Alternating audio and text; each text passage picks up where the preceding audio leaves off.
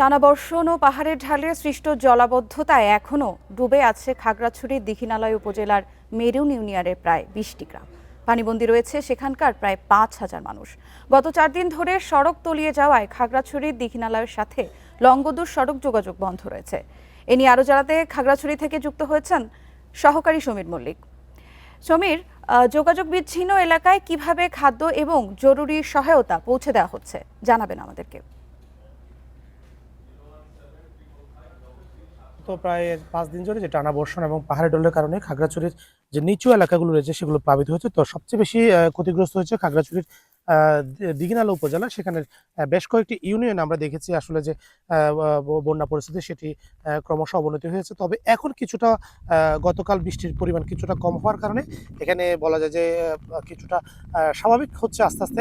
এবং আমরা কিছুক্ষণ আগে মেরুং বাজারে খবর নিয়েছি, সেখান থেকে পানি নামতে শুরু করেছে এবং দীর্ঘ ৪ দিন ধরে লংগদু যে সড়কটি বন্ধ রয়েছে, অর্থাৎ লংগদুর সাথে যে বাগাইহাট যে দীঘিনালা সড়ক যোগাযোগ যেটি বন্ধ রয়েছে সেটিও কিন্তু স্বাভাবিক হতে শুরু করেছে।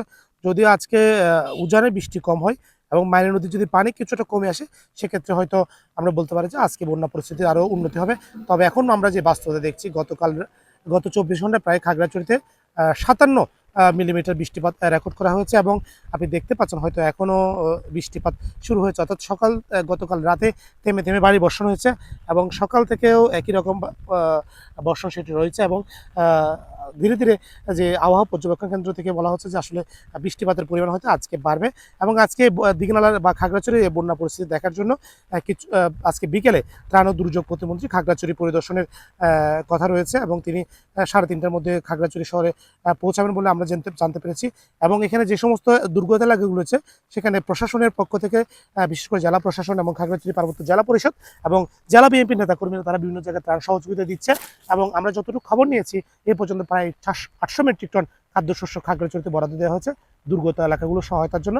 এবং এখন পর্যন্ত প্রায় ১৭,০০০ মানুষ সরাসরি এই বন্যার কারণে ক্ষতিগ্রস্ত হয়েছে এবং প্রায় ৫০০ পরিবার এখনো পর্যন্ত আশ্রয়কেন্দ্রে আশ্রয় নিয়েছে। এই ছিল মোটামুটি খাগড়াছড়ি থেকে বন্যা পরিস্থিতির সবশেষ। খাগড়াছড়ি থেকে বন্যা পরিস্থিতি নিয়ে জানাচ্ছিল আমাদের সহকর্মী।